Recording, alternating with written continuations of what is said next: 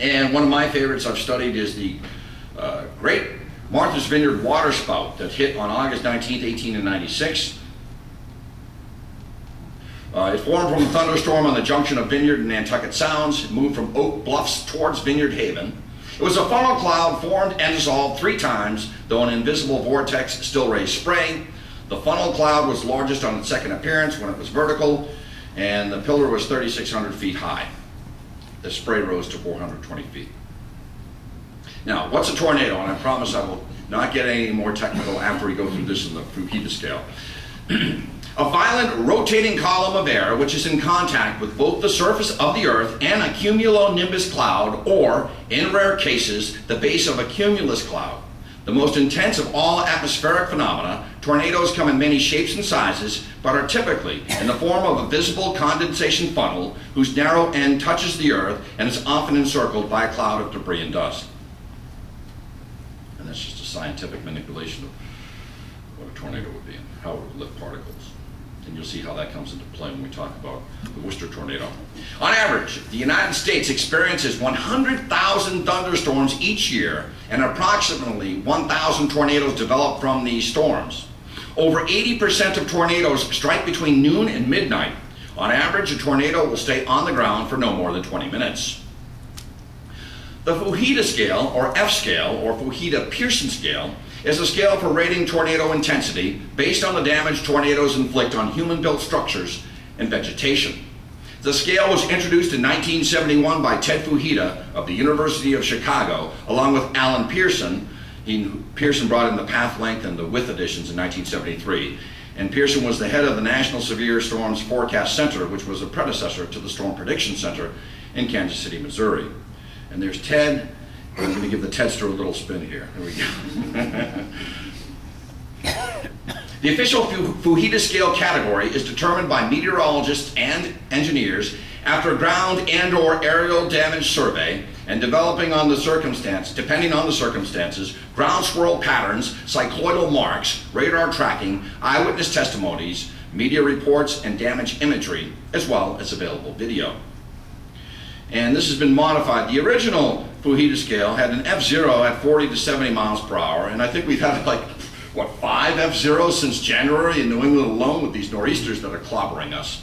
And then you go up to an indescribable F6, which is 319 miles per hour, Mach 1, or the speed of sound. And basically, you've all heard this new term that's come to light in the last decade or so, microburst. And we witness them in May, June, and July, sometimes August. And that's when you have chimney damage, tree branches broken. At F1, you start to see mobile homes pushed off of their foundations, and then you move up the scale to an F4, which is where well-constructed walls are leveled. And of course, the danger for tornadoes is flying debris. Then came the enhanced FUJITA scale. Tom Grzoulis of the Tornado Project, grew up in Vermont, wrote a book. If you go on eBay or Amazon.com, called Significant Tornadoes, I can't afford it. I saw $657 for a book out of print. Well, he rated all known significant tornadoes in the United States dating back to 1880. And it was previously used in most areas outside of Great Britain, and it was superseded in 2007 by the enhanced FUJITA scale in the United States of America. The enhanced FUJITA scale then made an EF0 of 65 miles per hour to 85 miles per hour, with an EF1 of 86 to 110, an EF4 of 166 to 200, and an EF5. And you're going to see where the Worcester tornado, I'll mention it later, where it was originally assessed as an F5 and then downgraded in 2004 to an F4. The peak months for tornado formation in the Northeast are June through August, with the most tornadoes forming in August. In the Northeast, the area from Albany, New York, through central Massachusetts and into southern New Hampshire is at the most risk for tornadoes. There are 3 stages, we're not going to go over it. You have stage 1 with high velocity winds that blow windward, and then you have the vacuum cap where you have an inconceivable drop in pressure, and then finally the back wall, stage 3. That's the back end of the tornado. We're going to be looking at some hook echoes today, and Hook echo is a radar return. A tornado is, I call a severe thunderstorm with a very bad temper, but hook echoes. Let's see here. Okay. And we're going to be looking at some of these radar returns. It's amazing now that growing up with my dad at 6:13 every evening, I used to hear, shh, the weather. And as New England people, we know that it's very important, but now I can look at the Doppler and I could mow my lawn up until 5 minutes before the thunderstorm comes because I can see street by street when the storm moves eastward. Amazing. If you look at tornado activity in the United States, you see Tornado Alley, of course, in the Midwest and central United States, and you see how the Boston area and Massachusetts is prone to tornado. And if you take a more global look at it, of course, the United States is prone to tornado, but as is Eastern Europe, South Africa, and of course Australia, and portions of South America, and China, dust storms. Deadliest tornadoes in history was the tri-state tornado of March 18, 1925, 695 deaths.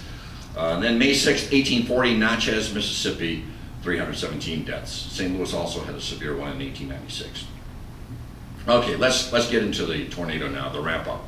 The early days of June 1953 found central Massachusetts experiencing several days of early summer heat, reaching 90 degrees Fahrenheit on the 6th of June, but the 7th and 8th of June were pleasant with a high of only 76 degrees.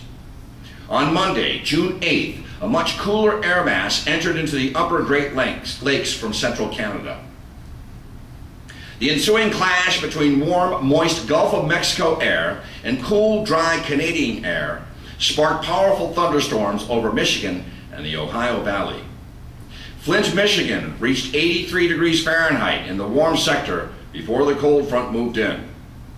Along the frontal zone, an outbreak of 10 significant, that's F2 or stronger, tornadoes touched down, including a pair in northern Ohio that claimed 35 lives between them. And of course, the Beecher tornado happened the same day, and this is a photograph in Flint, Michigan. The worst death and destruction visited Flint, Michigan area at about 8:30 p.m. Central Daylight Time when an F5 monster killed 116 citizens, the last individual tornado to inflict more than 100 deaths in the United States. And you can see some of the paths. They had several outbreaks that day.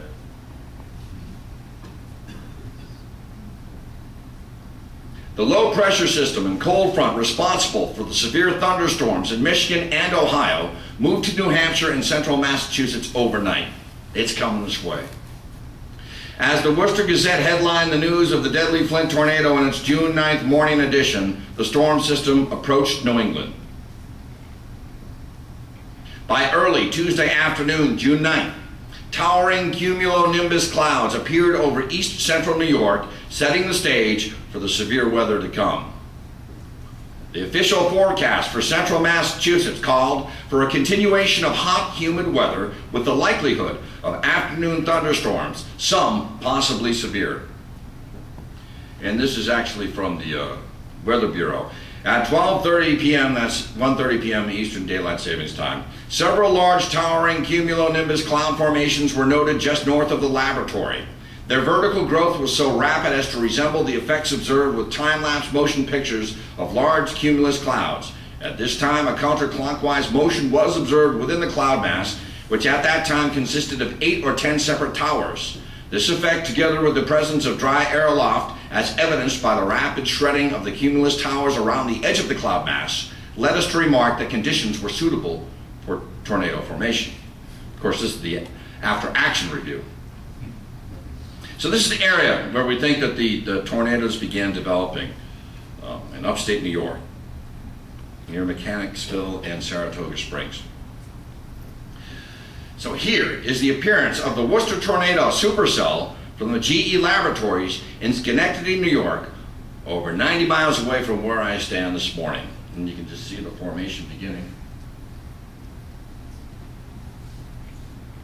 Another series. And still another series of photos. The birth of a monster.